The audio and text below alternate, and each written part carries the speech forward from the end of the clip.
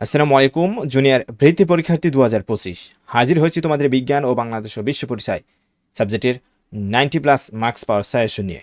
ইনশাল্লাহ তোমরা যদি আমার এই সাজেশনটি ফলো করো অবশ্যই তোমরা সাবজেক্টের 90+ মার্কস পেয়ে যাবে, যেহেতু দুটি সাবজেক্ট মিলিয়ে তোমাদের 100 মার্কস। এবং এটা হলো সর্বশেষ এবং ফাইনাল সাজেশন। তোমাদের পরীক্ষাটি 5 তারিখ অনুষ্ঠিত হবে, স্থগিত হয়ে গিয়েছিল। সেক্ষেত্রে অবশ্যই তোমাদের হাতে যে সময় রয়েছে ইনশাল্লাহ এই সময়ের ভিতরে আমার এই শর্ট সাজেশনটি তোমরা দেখবে এই সাজেশনটি কতটা শর্ট। এই শর্ট সাজেশনটি তোমরা যদি ফলো করো ইনশাল্লাহ তোমরা ভালো একটা মার্কস তুলতে পারবে এবং খুব অল্প সময় তোমরা ভালো একটা প্রিপারেশন নিতে পারবে। এবং আমি দেখাবো তোমাদের অধ্যায় সমূহকে আমি বিভিন্ন অংশে ভাগ করেছি, বিভিন্ন টাইপে ভাগ করেছি এবং এই টাইপ এবং অধ্যায়গুলো ভাগ করেছি এবং তোমাদের অনেকগুলো অধ্যায় কমিয়ে দিয়েছি আমি।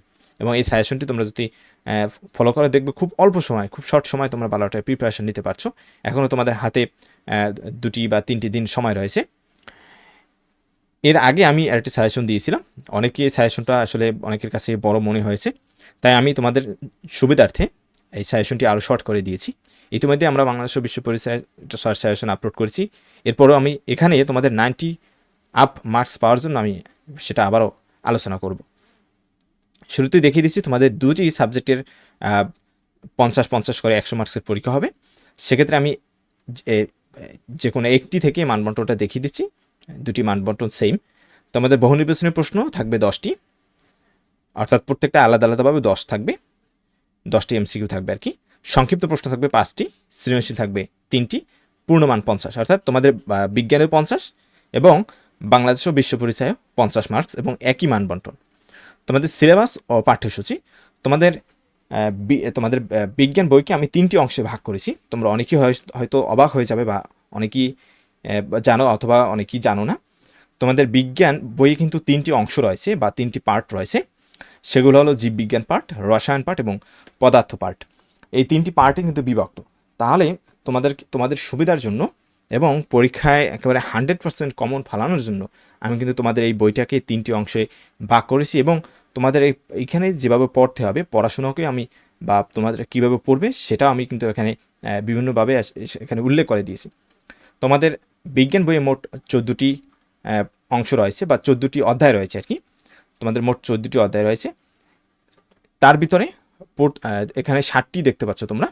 এই 60টি হলো জীববিজ্ঞানের অংশ। সেগুলো হলো প্রথম অধ্যায়, দ্বিতীয়, তৃতীয়, চতুর্থ, পঞ্চম, ত্রয়োদশ এবং চতুর্দশ অধ্যায়। এই 60টি অধ্যায় হলো তোমার জীববিজ্ঞানের অংশ। এখন অনেকেই এরকম করতে পারে যে যে ভুলটা তোমরা আর কি করবে, এই ভুলটা যেন তোমরা না করো, তোমাদের আমি একেবারে গভীর থেকে বোঝানোর জন্য আমি 3টি অংশে কিন্তু বিভক্ত করেছি। তোমরা হয়তো নিজেরা কেউ হয়তো কিছু অধ্যায় বাদ দিতে চাও বা বাদ দিয়েছো, এমনভাবে বাদ দিয়েছো যে সেখান থেকে রসায়নের অংশ বাদ হয়ে গেছে বা পদার্থের অংশটা একেবারে বাদ হয়ে গেছে বা তুমি বাদ দিয়ে দিয়েছো। সেক্ষেত্রে কিন্তু তুমি সমস্যায় পড়ে যাবে। এর কারণ হলো তুমি যদি বাদ দিতে যাও সেক্ষেত্রে তোমাকে প্রত্যেকটা অংশ থেকে বাদ দিতে হবে, বা তুমি বাদ দিলে তোমার প্রত্যেকটা অংশ থেকে কিন্তু কিছু কিছু অধ্যায় পড়তে হবে। এখন তো তুমি রসায়নের বা পদার্থের যে কোনো একটা অংশ থেকে তুমি সম্পূর্ণ অধ্যায়গুলো যদি বাদ দিয়ে দাও, মনে করো পদার্থের সম্পূর্ণ অধ্যায়গুলো বাদ দিয়ে আমি শুধু রসায়ন এবং জীববিজ্ঞান অংশগুলো পড়ে যাই, সেক্ষেত্রে পদার্থের অংশ থেকে যে প্রশ্নগুলো আসবে অবশ্যই আসবে, সেটা কিন্তু তুমি পড়লে না। অথবা তুমি যদি রসায়নের অধ্যায়গুলো বাদ দিয়ে পড়লে তাহলে কিন্তু তুমি অর্থাৎ রসায়নের অংশ থেকে তো যেহেতু তোমাকে অবশ্যই কোশ্চেন করা হবে, তাহলে কিন্তু এখান থেকে যে কোশ্চেনটা আসবে সেটা কিন্তু তুমি পারবে না। এখানে যেহেতু জীববিজ্ঞানের অধ্যায়গুলো বেশি রয়েছে, সেক্ষেত্রে তোমরা জীববিজ্ঞানে এমন ভুলটা হয়তো না হতে পারে। এখন জীববিজ্ঞান অংশ এখানে প্রায় 60টি রয়েছে। এখন সবগুলো পড়বে কিনা, তোমরা এখান থেকে কোনগুলো পড়বে তোমরা দেখতে পাচ্ছ আমি পিছনে 3 স্টার দিয়ে দিয়েছি। তোমরা এগুলোই পড়বে শুধু। এখন এগুলো পড়বে শুধু কিসের জন্য পড়বে সেটা আমি ব্যাখ্যা করে বোঝাচ্ছি। তোমরা এই প্রথম, দ্বিতীয় এবং ষষ্ঠ অধ্যায়, এই 3টি অধ্যায় পড়বে। কী জন্য পড়বে?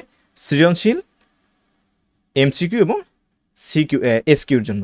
অর্থাৎ 3টি বিষয়ের জন্যই তোমরা এই 3টি অধ্যায় পড়বে। আর বাকি যে অধ্যায়গুলো থাকবে তোমাদের জীববিজ্ঞানের অংশের, সেগুলো শুধু তোমরা পড়বে এমসিকিউ এবং এসকিউর জন্য। এখন এসকিউটা কি? সেটা হচ্ছে শর্ট কোশ্চেন, অর্থাৎ সংক্ষিপ্ত প্রশ্নের জন্য। আশা করি তোমরা বুঝতে পেরেছো। অর্থাৎ এই 3টি অধ্যায় পড়বে শুধু তোমরা। বাড়তি যে জিনিসটা সেটা হচ্ছে সৃজনশীলের জন্য ভালো করে পড়বে। এরপরে রসায়ন অংশে তোমরা 3টি অধ্যায় পাচ্ছ, ষষ্ঠ, অষ্টম এবং দশম। এই 3টি অধ্যায় হচ্ছে তোমাদের বইয়ে রসায়ন অংশ। অবশ্যই প্রত্যেকটা অংশ থেকে তোমাকে গুরুত্বপূর্ণ অধ্যায়গুলো পড়তে হবে, কারণ প্রতিটা অংশ থেকেই তোমাকে প্রশ্ন করা হবে। তোমাদের 3টি প্রশ্ন করা হবে, হয়তো এভাবে করবে তারা, জীববিজ্ঞান অংশ থেকে একটি দেওয়া হবে, রসায়ন অংশ থেকে একটি দেওয়া হবে এবং পদার্থ অংশ থেকে একটি। এই মোট 3টি প্রশ্ন কিন্তু তোমাকে দেওয়া হতে পারে। পরমাণু গঠন এবং রাসায়নিক বিক্রিয়া, এই 2টি অধ্যায় পড়বে তোমার রসায়ন অংশ থেকে, এবং 2টি অধ্যায়ের সৃজনশীল এমসিকিউ এবং এসকিউ পড়ে যাবে, এবং বাকি অধ্যায়টা থেকে শুধু এমসিকিউ, বা বাকি অধ্যায়টা শুধু তোমরা এমসিকিউ এবং এসকিউ এর জন্য পড়বে। সর্বশেষ সেটা হচ্ছে পদার্থ অংশে তোমাদের সপ্তম, নবম এবং একাদশ, এই 3টি অধ্যায় রয়েছে। এই তিনটি অধ্যায় না, আরও একটি অধ্যায় রয়েছে, সেটা হলো দ্বাদশ অধ্যায়, মহাকাশ ও উপগ্রহ।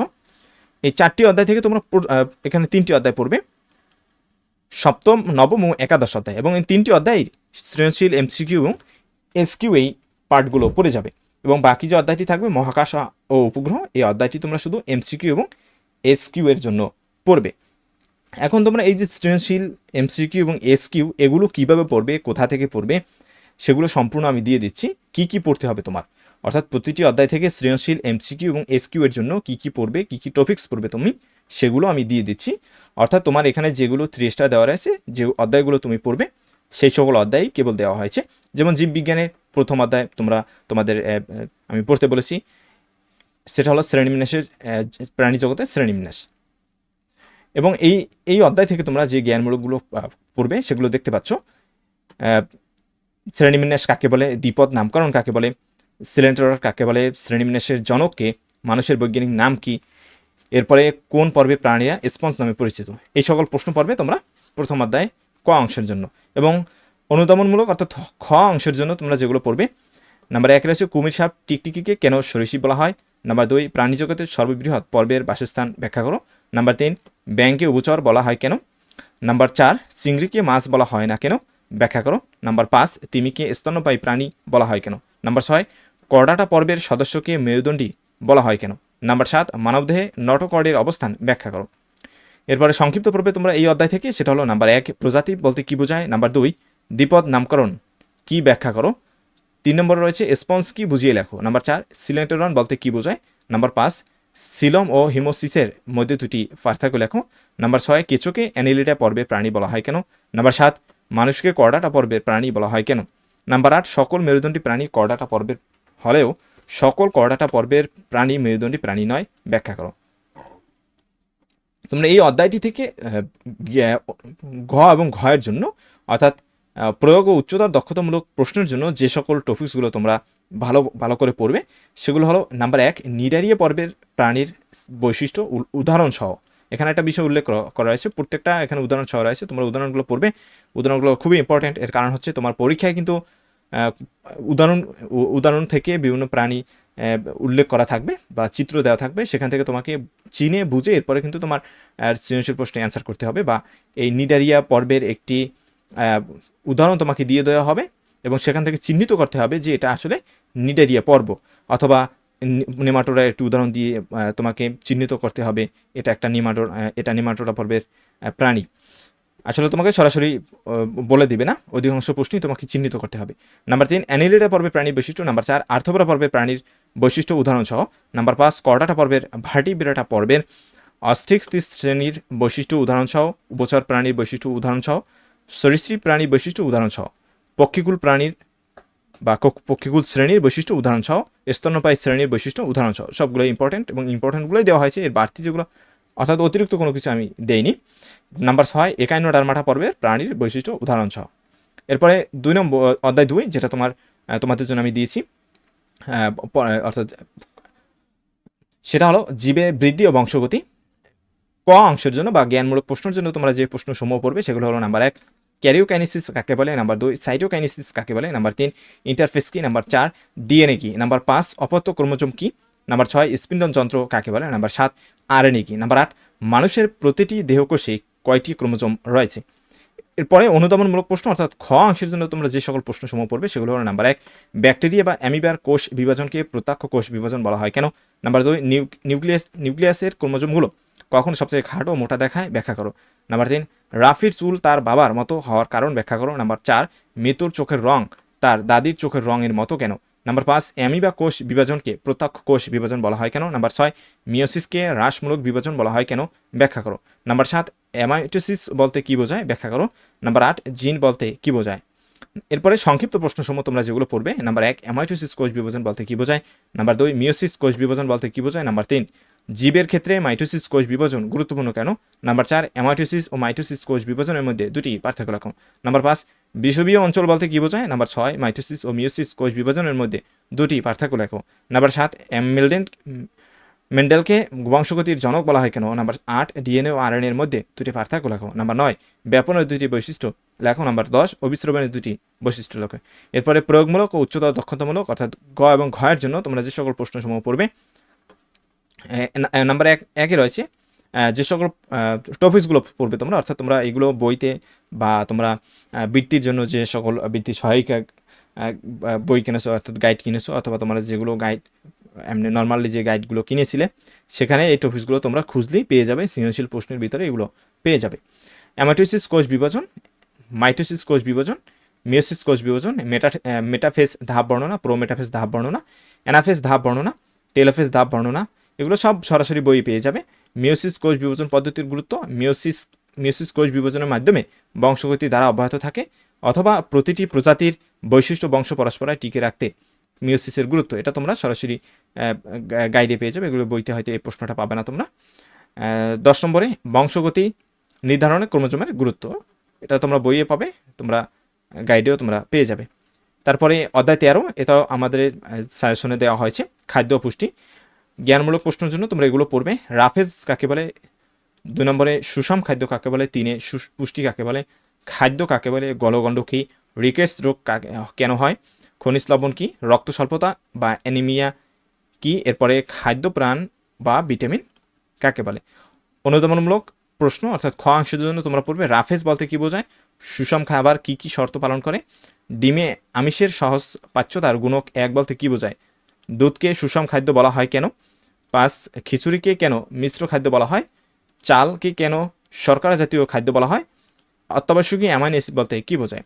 সংক্ষিপ্ত প্রশ্নের জন্য তোমরা যেগুলো পড়বে, 1-এ রয়েছে অত্যাবশ্যকীয় অ্যামাইনো অ্যাসিড বলতে কি বোঝায়? 2-এ রয়েছে শর্করা ও আমিষের মধ্যে দুটি পার্থক্য লেখো। 3-এ রয়েছে প্রতিদিন কত ক্যালোরি শক্তির প্রয়োজন তা কি কি বিষয়ের উপর নির্ভর করে? 4-এ রয়েছে অন্ধত্ব প্রতিরোধে ভিটামিন এ জরুরি কেন? নাম্বার 5, শিশুদের ভিটামিন এ ক্যাপসুল খাওয়ানো হয় কেন? নাম্বার 6, শিশুদের রিকেটস রোগ প্রতিরোধে কি করা উচিত? 7 নম্বরে রয়েছে খনিজ লবণের ভূমিকার সংক্ষেপে লেখো। নাম্বার 8, খাদ্যে লৌহের অভাবে রক্তশূন্যতা দেখা দেয় কেন? নাম্বার 9, মানবদেহের জন্য পানি প্রয়োজন কেন? নাম্বার 10, শস্য স্যালাইন কিভাবে তৈরি করা হয়? প্রয়োগ ও উচ্চতর দক্ষতামূলক প্রশ্নের জন্য তোমরা যে সকল টপিকসগুলো পড়বে, অর্থাৎ ঘ এবং ঘ অংশের জন্য, নাম্বার 1-এ রয়েছে দেহ গঠনে আমিষ জাতীয় খাদ্যের গুরুত্ব। নাম্বার 2-এ রয়েছে ভিটামিন সি এর ব্যাখ্যা, অর্থাৎ ভিটামিন সি এর অভাবজনিত যে রোগ সেই রোগের লক্ষণ এবং প্রতিকার। একইভাবে 3 নম্বরে ভিটামিন ডি এর অভাবজনিত রোগ, লক্ষণ, প্রতিরোধ। 4 নম্বরে ভিটামিন এ এর অভাবজনিত রোগ, বিশেষ করে রাতকানা রোগের লক্ষণ এবং জেরাপ্থ্যালমিয়া রোগের লক্ষণ। 5 নম্বরে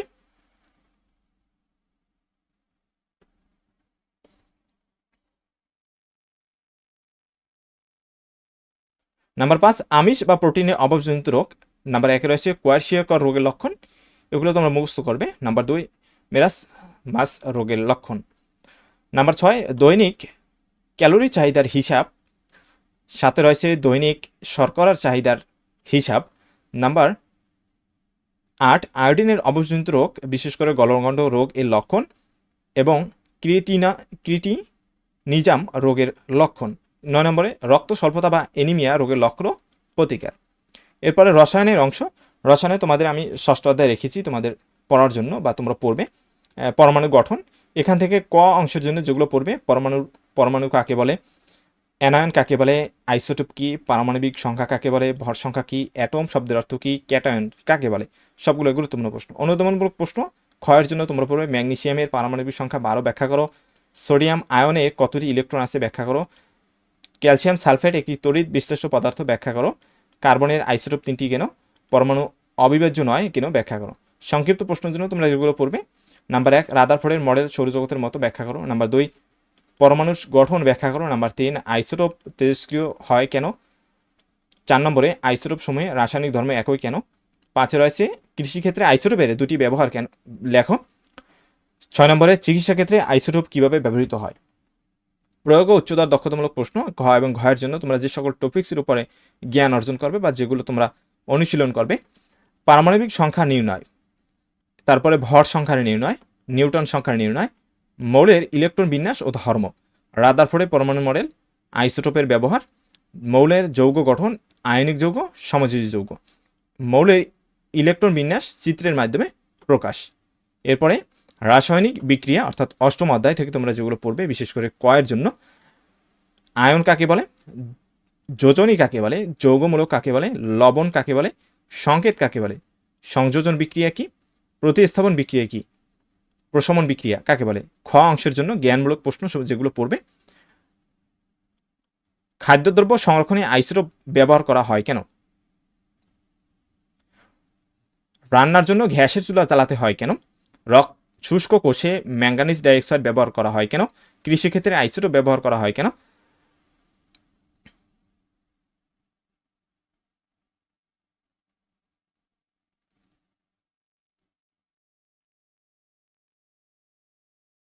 পাশে রয়েছে তড়িৎ অবিশ্লেষণ পদার্থ বলতে কি বোঝায়? 6 রয়েছে প্রতীক ও সংকেতের মধ্যে পার্থক্য লেখো। প্রশমন বিক্রিয়া বলতে কি বোঝায়? সংক্ষিপ্ত প্রশ্ন তোমরা যেগুলো পড়বে, রাসায়নিক বিক্রিয়ার বৈশিষ্ট্য উল্লেখ করো, রাসায়নিক সমীকরণ কি, উদাহরণ সহ বুঝিয়ে দাও। সংযোজন বিক্রিয়ার উদাহরণ সহ ব্যাখ্যা দাও। দহন বিক্রিয়া বলতে কি বোঝায়? বিয়োজন বিক্রিয়া কি, সমীকরণ সহ উপস্থাপন করো। ড্রাই সেল কিভাবে গঠিত হয়? তড়িৎ বিশ্লেষ্য ও অবিশ্লেষ্য পদার্থের মূল পার্থক্য ব্যাখ্যা করো। এখানে একটু বানানটা ভুল রয়েছে, তোমরা সেটা বুঝে নিবে। এখানে হবে তড়িৎ, ত হবে। প্রয়োগ ও উচ্চতা দক্ষতামূলক প্রশ্ন ঘ এবং ঘয়ের জন্য তোমরা যেগুলো পড়বে, প্রতিস্থাপন বিক্রিয়া কি, সংযোজন বিক্রিয়া কি, বিযোজন বিক্রিয়া বর্ণনা করো। ব্যাটারির গঠন প্রণালী ব্যাখ্যা করো। রাসায়নিক শক্তি আলোক শক্তিতে রূপান্তর প্রক্রিয়া, রাসায়নিক সমীকরণ লেখার নিয়ম, রাসায়নিক বিক্রিয়া তাপশক্তির রূপান্তর, প্রশমন বিক্রিয়া তাপহারী বিক্রিয়া, রাসায়নিক সমীকরণের সমতাকরণ বা পরমাণুর সমতা। এরপরে তোমাদের এর আগে রসায়নের অংশ গিয়েছে, তোমার রসায়নের অংশ। এরপরে সর্বশেষ তোমাদের পদার্থের অংশ। পদার্থের অংশ থেকে যে সকল অধ্যায় আমি দিয়েছি, সেই সকল অধ্যায় থেকে আসলে কি কি তোমাকে পড়তে হবে সেগুলো আমি দিয়ে দিয়েছি। তোমার পড়া অনেকটাই কমে গিয়েছে, বাড়তি বা হয়তো কোনো সময় নষ্ট বা হয়তো কোনো পড়াশোনা তোমার প্রয়োজন পড়বে না। তোমরা পদার্থের 7ম অধ্যায় পৃথিবী ও মহাকর্ষ পড়বে। এখান থেকে ক অংশের জন্য তোমরা যেগুলো পড়বে সেগুলো হলো, ভর কাকে বলে, অভিকর্ষ ত্বরণ কাকে বলে, অভিকর্ষ কাকে বলে, মহাকর্ষ কাকে বলে, ওজন কাকে বলে। ইনশাল্লাহ আমার সাজেশন থেকে তোমরা 100% কমন পেয়ে যাবে। এরপরে বাকি যে অধ্যায়গুলো রয়েছে সেগুলো থেকে কি পড়তে হবে সেটা কিন্তু আমি বলে দিয়েছি। সেগুলো থেকে অবশ্যই তোমরা এমসিকিউ এবং এসকিউ পড়বে, অর্থাৎ সংক্ষিপ্ত প্রশ্নগুলো তোমাকে পড়তে হবে, এবং এমসিকিউ যেটা তোমার পুরো বই মিলিয়ে কিন্তু দেওয়া হবে। এবং আমার ইউটিউব চ্যানেলে সংক্ষিপ্ত প্রশ্নের একটি সাজেশন দিয়েছি আমি উত্তর সহ, সেটা দেখবে। ইনশাল্লাহ তোমরা সেখান থেকে কমন পেয়ে যাবে। অনুধাবনমূলক প্রশ্নের জন্য তোমরা যেগুলো পড়বে, মেরু অঞ্চলে ওজন বেশি কেন? পৃথিবীর বিভিন্ন স্থানীয় বস্তুর ওজন ভিন্ন ভিন্ন হয় কেন? মহাশূন্যচারী পৃথিবী প্রদক্ষিণকালে নিজেকে ওজনহীন মনে করেন কেন? সকল অভিকর্ষই মহাকর্ষ কিন্তু সকল মহাকর্ষ অভিকর্ষ নয়, ব্যাখ্যা করো। গাছ থেকে কমলা মাটিতে পড়ে কেন? জিকে কেন বিশ্বজনীন দ্রবক বলা হয়? সিঁড়ি বেয়ে নিচে নামতে কষ্ট কম হয় কেন? সংক্ষিপ্ত প্রশ্ন তোমরা যেগুলো পড়বে, এখানে 9টি দেওয়া হয়েছে। মহাকর্ষ বল কি? নিউটনের মহাকর্ষ সূত্রটি ব্যাখ্যা করো। একটি ক্রিকেট বলকে উপরে নিক্ষেপ করলে আবার ফিরে আসে কেন? পৃথিবীর বিভিন্ন স্থানে জি এর মান বিভিন্ন হয় কেন? মেরু অঞ্চলে জি এর মান অধিক কেন? ভর ও ওজনের দুটি পার্থক্য লেখো। চাঁদে বস্তুর ভর অপরিবর্তিত থাকে কেন? পৃথিবীর কেন্দ্রে বস্তুর ওজন শূন্য হয় কেন? 9 নম্বরে, মহাশূন্যচারীরা ওজনহীনতা মনে করেন কেন? এখানে একটা প্রশ্ন, এটা কিন্তু উপরে অনেক প্রশ্ন রয়েছে যেগুলো তোমরা সংক্ষিপ্ত প্রশ্নের সাথে সরাসরি মিল পেয়ে যাবে। আর সংক্ষিপ্ত আর অনুধাবনমূলক প্রশ্ন, অর্থাৎ অনুধাবনমূলক প্রশ্ন এবং সংক্ষিপ্ত প্রশ্নের মাঝে অনেক মিল পাবে, এবং এই দুটি প্রশ্ন একই ধরনের প্রশ্ন তোমরা বলতে পারো। দুইটাই 2 মার্কস করে, এবং লেখার সিস্টেম বা লেখাও এক। এরপরে প্রয়োগমূলক ও উচ্চতা দক্ষতামূলক প্রশ্ন ঘ এবং ঘয়ের জন্য তোমরা যেগুলো পড়বে, চাঁদে ওজন নির্ণয়, খুবই গুরুত্বপূর্ণ প্রশ্ন। পৃথিবীর বিভিন্ন স্থানে বস্তুর ওজন নির্ণয়, দুইটি বস্তুর মধ্যকার আকর্ষণ বল নির্ণয়, দূরত্ব পরিবর্তন করলে মধ্যকার আকর্ষণ পরিবর্তন হয়, বিশ্লেষণ করো, অভিকর্ষ বল নির্ণয়, অভিকর্ষ ত্বরণ নির্ণয়। এরপরে অধ্যায় 9 বর্তনীয় চলতরিৎ জ্ঞানমূলক প্রশ্ন। কয়ের জন্য তোমরা পড়বে রোধ কাকে বলে, তড়িৎ প্রবাহ কাকে বলে, তড়িৎ প্রবাহের একক কি, তড়িৎ বিভব কাকে বলে, একমুখী বা ডিসি প্রবাহ কি, ওমের সূত্রটি লেখো, তড়িৎ বর্তনী কি, ফিউজ কি। এরপরে অনুধাবনমূলক প্রশ্ন, সংক্ষিপ্ত প্রশ্ন। 10 এম্পিয়ার তড়িৎ প্রবাহ ব্যাখ্যা করো, তড়িৎ প্রবাহের সময় পরিবাহিতে রোধের সৃষ্টি হয় কেন, 5 এম্পিয়ার ফিউজ বলতে কি বোঝায়, ব্যাটারি থেকে কোন ধরনের তড়িৎ প্রবাহ পাওয়া যায়, রোধ বলতে কি বোঝায়, ওমের সূত্রটি বিবৃত করে ব্যাখ্যা করো, তড়িৎ প্রবাহের জন্য বিভব পার্থক্য প্রয়োজন কেন, তড়িৎ বিভব পার্থক্য কি, এসি ও ডিসি প্রবাহের মধ্যে দুটি পার্থক্য লেখো, তড়িৎ বর্তনী বলতে কি বোঝায়, বাসা বাড়িতে সমান্তরাল সংযোগ সুবিধাজনক কেন, ফিউজ কি ব্যাখ্যা করো। তারপরে প্রয়োগ উচ্চতা দক্ষতামূলক প্রশ্ন। ঘ এবং ঘয়ের জন্য তোমরা যেগুলো পড়বে, নাম্বার 1 বৈদ্যুতিক দুর্ঘটনা এড়াতে ফিউজের ভূমিকা বা ব্যবহার ব্যাখ্যা করো। অর্থাৎ খুবই গুরুত্বপূর্ণ, এই সকল টপিকসগুলো তোমরা ভালো করে পড়বে, খুব সুন্দরভাবে চমৎকারভাবে মনোযোগ সহকারে পড়বে। শ্রেণী সংযোগ বর্তনীর ব্যবহার, শ্রেণী সংযোগ বর্তনী চিত্র সহ ব্যাখ্যা, সমান্তরাল সংযোগ বর্তনীর চিত্র সহ ব্যাখ্যা, সমান্তরাল সংযোগ বর্তনীর ব্যবহার। অর্থাৎ চিত্র সহ ব্যাখ্যা ব্যবহার, চিত্র সহ ব্যাখ্যা ব্যবহার, বিদ্যুতের সঠিক ব্যবহার ও অপচয় রোধ, একমুখী প্রবাহ বা ডিসি প্রবাহ ব্যাখ্যা, পরিবর্তী পর্যাবৃত্ত এসি প্রবাহ ব্যাখ্যা। অর্থাৎ একই বিষয়ের 3টা নাম, তোমরা সবগুলো বুঝে নিবে। তারপরে অধ্যায় 11 এবং আলো এবং তোমাদের সাজেশনের সর্বশেষ অধ্যায় জ্ঞানমূলক প্রশ্ন। কয়ের জন্য তোমরা যেগুলো পড়বে, অক্ষিগোলক কাকে বলে, অভিকর্ষ কাকে বলে, কর্নিয়া কি, অপটিক্যাল ফাইবার কাকে বলে, সংকটকোণ বা ক্রান্তিকোণ কাকে বলে, আলোর প্রতিসরণ কাকে বলে, আপতন কোণ কি, পূর্ণ অভ্যন্তরীণ প্রতিফলন কাকে বলে, বিবর্তক কাজ কি। তারপরে অনুধাবনমূলক প্রশ্ন ও সংক্ষিপ্ত প্রশ্ন তোমরা যেগুলো পড়বে, 1 ছোট বস্তুকে বড় দেখার জন্য ম্যাগনিফাইং গ্লাস অনন্য ব্যাখ্যা করো, পূর্ণ অভ্যন্তরীণ প্রতিফলন ব্যাখ্যা করো, সংকট কোণ বলতে কি বোঝায় ব্যাখ্যা করো, আলোর প্রতিসরণ বলতে কি বোঝায়, সংকট কোণ ব্যাখ্যা, এটা কিন্তু অলরেডি আমাদের গিয়েছে এখানে, অপটিক্যাল ফাইবার বলতে কি বোঝায়, আপতন কোণ ও সংকট কোণের মধ্যে দুটি পার্থক্য লেখো। প্রয়োগমূলক ও উচ্চতা দক্ষতামূলক প্রশ্ন। ঘ এবং ঘয়ের জন্য তোমরা যে সকল টপিকসগুলো পড়বে, একে রয়েছে প্রতিসরণের বাস্তব প্রয়োগ, লাঠির অবস্থানের পরিবর্তন, মুদ্রার অবস্থানের পরিবর্তন, মাছের অবস্থানের পরিবর্তন। তারপরে আলোর প্রতিসরণের নিয়ম, পূর্ণ অভ্যন্তরীণ প্রতিফলন, সংকট কোণ বা ক্রান্তি কোণ, অপটিক্যাল ফাইবারের ব্যবহার, বিবর্তক কাঁচ বা ম্যাগনিফাই গ্লাসের ব্যবহার, ক্যামেরার গঠন ও কার্যাবলী বর্ণনা, চোখ ও ক্যামেরার কার্যক্রম সাদৃশ্যপূর্ণ ব্যাখ্যা, এগুলো বর্ণনা, এগুলো পড়বে তোমরা ইনশাল্লাহ।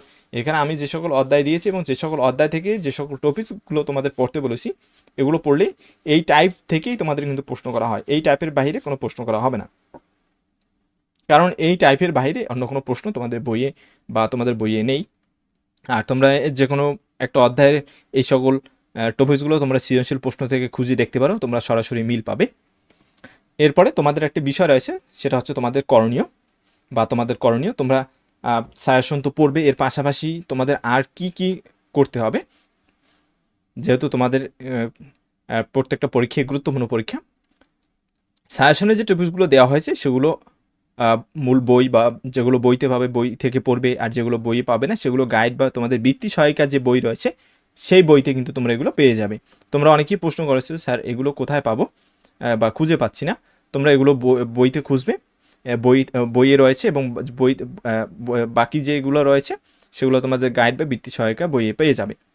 তারপরে তোমরা 2019, 18, 17 এবং 16 সালের যে বোর্ড কোশ্চেনগুলো রয়েছে তোমাদের বৃত্তি সহায়িকা বই বা তোমাদের গাইডে, সেগুলো পড়বে। এখন তোমরা অনেকেই জানো না সে বোর্ড কোশ্চেন কোনগুলো বা কোনগুলোকে বোর্ড কোশ্চেন বলে, সেগুলো তোমরা অনেকে আসলে আইডিয়া নেই।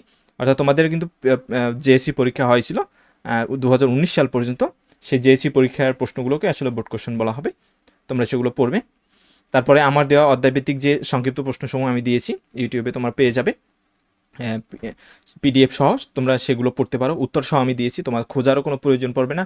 আর এখান থেকেও তোমরা পড়তে গিয়ে যদি কোনো সমস্যায় পড়ো বা উত্তরগুলো যে সকল সংক্ষিপ্ত উত্তর পাবে না, আমার সেই ভিডিওতে তোমরা পেয়ে যাবে, সেখানে সম্পূর্ণ উত্তর সহ দেওয়া হয়েছে। এই গেল তোমাদের সাধারণ যে বিষয়গুলি সেগুলো। এখন বহুনির্বাচনী প্রশ্নের জন্য তোমাদের যে করণীয় তোমরা যে বিষয়গুলো করবে সেটা হচ্ছে মূল বই পড়ার কোনো বিকল্প নেই, মূল বইটি তোমাকে অবশ্যই পড়তে হবে। মূল বই পড়ার পর কিন্তু তোমাকে অন্যান্য বিষয়গুলো পড়তে হবে। তুমি মূল বই পড়ার পরে এরপরে তুমি সাজেশন অনুযায়ী তুমি পড়াশোনা করো, অবশ্যই তোমাকে মূল বইটি পড়তে হবে।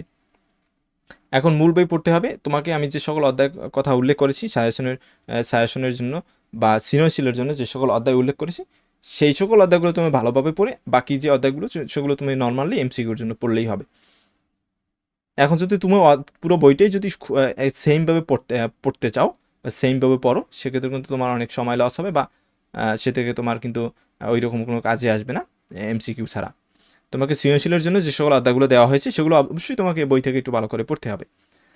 এরপরে বিগত সালে এমসিকিউ 2016 থেকে 2019 সাল পর্যন্ত বা তোমার বইয়ে তোমার বৃত্তি সহায়িকা গাইডে যতগুলো বা তোমার গাইডে যতগুলো রয়েছে, যতগুলো বোর্ড রয়েছে সেগুলো করবে।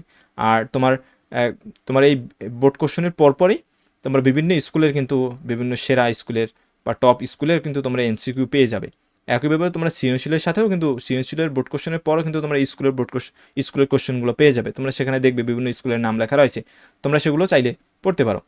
তারপরে তোমরা অবশ্যই পড়তে পারো, আমার ইউটিউব চ্যানেলে দেওয়া রয়েছে তোমাদের এই বিজ্ঞানের 300 এমসিকিউ দেওয়া রয়েছে এবং সেগুলো তোমরা আসলে দেখতে পারো। এই ছিল বিজ্ঞানের বা তোমাদের বিজ্ঞান বিষয়ের সাজেশন। আসলে তোমাদের একটা বিষয় হচ্ছে তোমাদের মার্কস কম, পরীক্ষার সময় কম, লেখাও কম, কিন্তু তোমাদের কোনো অংশে পড়া কিন্তু কম নয়, পড়া কিন্তু তোমাদের এই 100 মার্কসের মতোই পড়তে হবে। আশা করি বুঝতে পেরেছো। এরপরে তোমাদের বাংলাদেশের বিশ্ব পরিচয় সাজেশন। বাংলাদেশের বিশ্ব পরিচয়ের ক্ষেত্রে সেই একই মানবন্টন, একই সিস্টেম, সেখানে মানবন্টনটা উল্লেখ করার প্রয়োজন পড়বে না। এখানে তোমাদের টোটাল পাঠ্যসূচিটা আমি দিয়ে দিয়েছি বা সিলেবাসে বলতে পারো। এর কারণ হচ্ছে তোমরা অনেকেই মনে করো যে আসলে বৃত্তি পরীক্ষায় মনে হয় কিছু কিছু অধ্যায় রয়েছে, বাকি অধ্যায়গুলো নেই। আসলে বৃত্তি পরীক্ষায় তোমাদের নির্দিষ্ট সিলেবাস নেই, তোমাদের সম্পূর্ণ বইটাই তোমাদের সিলেবাস। তোমাদের বাংলাদেশ ও বিশ্ব পরিচয় বইয়ে মোট 13টি অধ্যায় রয়েছে। এই সকল অধ্যায় তোমাদের জন্য আমি 2টি অংশে ভাগ করেছি, যাতে তোমরা খুব কম সময়ে ভালো একটা প্রিপারেশন নিতে পারো। আর যেহেতু তোমার পরীক্ষায় মাত্র 3টি সৃজনশীল আসবে, তাহলে 3টি সৃজনশীলের জন্য আসলে এই 13টি অধ্যায় পড়া একটু কষ্টসাধ্য হতে পারে বা তোমাদের ওই রকম প্রিপারেশন নাও হতে পারে। সেজন্য তোমাদের অধ্যায়সমূহকে আমি 2টি অংশে ভাগ করেছি। একটি অংশ থেকে তোমরা সৃজনশীল এমসিকিউ এবং এসকিউর জন্য প্রিপারেশন নেবে বা পড়বে। আরেকটি অংশ বা বাকি যে অধ্যায়গুলো থাকবে সেগুলো কেবল তোমরা এমসিকিউ এবং এসকিউ এর জন্য পড়বে। তাহলে আমি শুরু করি। প্রথম অধ্যায়, এই অধ্যায়টি তোমরা সৃজনশীল এমসিকিউ এবং এসকিউর জন্য পড়বে, সেটা হচ্ছে ঔপনিবেশিক যুগ ও বাংলার স্বাধীনতা সংগ্রাম। তারপরে দ্বিতীয় এবং তৃতীয় অধ্যায়, এই 2টি অধ্যায় তোমরা শুধু এমসিকিউ এবং এসকিউর জন্য, অর্থাৎ এসকিউ বলতে বোঝাচ্ছে তোমাদের সংক্ষিপ্ত প্রশ্ন যে আসবে এখানে 5টি, এই 5টি যে সংক্ষিপ্ত আসবে সেই সংক্ষিপ্ত প্রশ্নের জন্য আসলে তোমাকে তো পুরো বইটাই পড়তে হবে সংক্ষিপ্তর জন্য, সেজন্য তোমরা এই অধ্যায় সমূহ সংক্ষিপ্তর জন্য পড়বে। তারপরে পঞ্চম অধ্যায় থেকে অষ্টম অধ্যায় পর্যন্ত এই প্রতিটি অধ্যায় তোমরা সৃজনশীল এমসিকিউ এবং এসকিউর জন্য পড়তে হবে, কারণ এই প্রতিটি অধ্যায় তোমাদের জন্য গুরুত্বপূর্ণ। সেই সকল অধ্যায় হলো বাংলাদেশের অর্থনীতি, বাংলাদেশ রাষ্ট্র সরকার ব্যবস্থা, বাংলাদেশের সাংস্কৃতিক পরিবর্তন, সামাজিকীকরণ এবং বাংলাদেশের বিভিন্ন নৃগোষ্ঠী। তারপরে নবম এবং দশম অধ্যায়, এই 2টি অধ্যায় তোমরা আবার পড়বে এমসিকিউ প্লাস এসকিউর জন্য। তারপরে একাদশ অধ্যায়, বাংলাদেশের জলবায়ু ও দুর্যোগ মোকাবিলা, এই অধ্যায়টা তোমরা পড়বে সৃজনশীল এমসিকিউ এবং এসকিউ এর জন্য। দ্বাদশ অধ্যায় তোমরা এটা এমসিকিউ এবং এসকিউর জন্য পড়বে। এবং সর্বশেষ ত্রয়োদশ অধ্যায়, বাংলাদেশ এবং বিভিন্ন আঞ্চলিক ও আন্তর্জাতিক সহযোগী সংস্থা, এই অধ্যায়টি তোমরা সৃজনশীল এমসিকিউ এবং এসকিউ এর জন্য পড়বে। আশা করি তোমরা বুঝতে পেরেছো। এই 13টি অধ্যায় থেকে তোমরা মাত্র 8টি অধ্যায়, এখানে 8টি অধ্যায় হবে, 1 2 3 4 5 6 7 8, এই 8টি অধ্যায় পড়বে তোমরা সৃজনশীল এমসিকিউ এবং সিকিউ এর জন্য, এবং বাকি যে অধ্যায়গুলো থাকবে সেগুলো তোমরা এমসিকিউ এবং এসকিউ এর জন্য পড়বে। আশা করি তোমরা বুঝতে পেরেছো। এরপরে তোমাদের যে বিষয়গুলো করণীয় সেটা হচ্ছে সাজেশনের টপিকসগুলো মূল বইটি থেকে ভালো করে পড়বে। অবশ্যই তোমাকে মূল বইটি পড়তে হবে, সাজেশনের টপিকসগুলো অবশ্যই তোমাকে মূল বই পড়তে হবে, কারণ মূল বইয়ের কোনো বিকল্প নেই। তোমাকে সাজেশন পড়ার আগে বা সাজেশন মোতাবেক অবশ্যই তোমাকে মূল বইটি পড়তে হবে। আমার এখানে কিন্তু সাজেশন মোতাবেক তোমাকে মূল বইটি অবশ্যই পড়তে হবে। তারপরে 2019, 18, 17 এবং 16 সালের যে বোর্ড প্রশ্নগুলো সেগুলো খুব ভালো করে পড়বে, কারণ তা থেকে অধিকাংশ তোমাদের কমন আসার সম্ভাবনা রয়েছে এবং প্রশ্নের ধরন সেটা বুঝবে এবং প্রশ্ন সম্পর্কে তোমার খুব ভালো একটা আইডিয়া চলে আসবে যে আসলে তোমাদের কোন অধ্যায় থেকে বা তোমাদের অধ্যায় থেকে যে প্রশ্নগুলো আসবে সেগুলো আসলে কীভাবে থাকবে তোমাদের পরীক্ষায়। কারণ তোমাদের যে বৃত্তি পরীক্ষা এটাও হুবহু কিন্তু বোর্ড পরীক্ষার আদলেই বা বোর্ড পরীক্ষার মতোই। এরপরে গাইড বা বৃত্তি সহায়িকা যে তোমরা বইগুলো কিনেছো বৃত্তি পরীক্ষার জন্য, বৃত্তি পরীক্ষার প্রস্তুতির জন্য, সেই সকল বই থেকে অধ্যায়ভিত্তিক যে সংক্ষিপ্ত প্রশ্নগুলো রয়েছে সেখান থেকে যেগুলো গুরুত্বপূর্ণ বা সেগুলো পড়বে, ইনশাআল্লাহ তোমরা তা থেকে কমন পেয়ে যাবে। তারপরে বহু নির্বাচনীর যে সাজেশন সেটা হবে, মূল বইটি অবশ্যই তোমাকে পড়তে হবে বহু নির্বাচনীর জন্য। তারপরে বিগত সালের যে এমসিকিউ, বিশেষ করে 2018, 2019, 17 এবং 16 সালের যেগুলো রয়েছে সেগুলো পড়বে।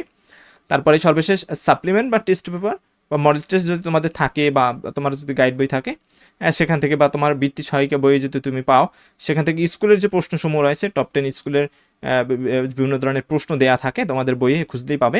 বিশেষ করে এগুলো তোমাদের বোর্ড কোশ্চেনগুলোর শেষ দিকে বা বোর্ড কোশ্চেনগুলোর পরে এগুলো থাকে। বিভিন্ন স্কুলের যেগুলো নামি দামি স্কুল সেগুলোর তোমার এমসিকিউ থাকে, সৃজনশীল প্রশ্ন থাকে, সেগুলো তোমরা দেখতে পারো বা চর্চা করতে পারো। অবশ্যই তোমাকে যে বিষয়টা পড়তে হবে সেটা হচ্ছে আমার ইউটিউব চ্যানেলে দেওয়া 300 বহু নির্বাচনী প্রশ্নের একটি ভিডিও রয়েছে, তোমরা সেটা দেখতে পারো। আশা করি তোমরা সেটা থেকে উপকৃত হবে। এই ছিল তোমাদের জন্য বিজ্ঞান ও বাংলা বিশ্ব পরিচয়ে 90 আপ মার্কস পাওয়ার ফাইনাল একটি সাজেশন। ইনশাল্লাহ আমার এই সাজেশনটি তোমরা দেখো এবং অনুশীলন করো এবং খুব মনোযোগ সহকারে পড়ো এবং সম্পূর্ণ সাজেশনটাই তোমরা ফলো করবে। ইনশাল্লাহ তোমরা দেখবে বেশ উপকৃত হয়েছো তোমরা। পরবর্তী যে কোনো আপডেটের জন্য তোমরা অবশ্যই আমাদের ইউটিউব চ্যানেলটি তোমরা সাবস্ক্রাইব করে রাখবে। পরবর্তী কখন তোমাদের রেজাল্ট দিবে, এরপরে তোমরা এখনই অলরেডি তোমরা নবম শ্রেণীতে উঠে গিয়েছো।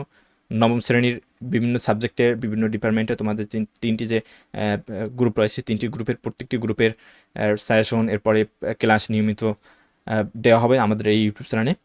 ইনশাল্লাহ আমাদের ইউটিউব চ্যানেলটি তোমাদের একেবারে অনার্স ডিগ্রি পর্যন্ত তোমাদের সাথেই রয়েছে এবং বিভিন্ন ধরনের ভিডিও আপলোড করা হয়। অলরেডি আমাদের বিভিন্ন শ্রেণীর কিন্তু ভিডিও তোমরা আমাদের ইউটিউব চ্যানেলে পেয়ে যাবে। আশা করি পরবর্তী যে কোনো শ্রেণীতেও আমাদের ইউটিউব চ্যানেলটি তোমাদের কাজে আসবে, তাই তোমরা সাবস্ক্রাইব করে রাখতে পারো, তোমাদের প্রয়োজনে আসবে। ধন্যবাদ ভিডিওটি দেখার জন্য এবং পরবর্তী যে কোনো সময় আমাদের সাথে থাকবে।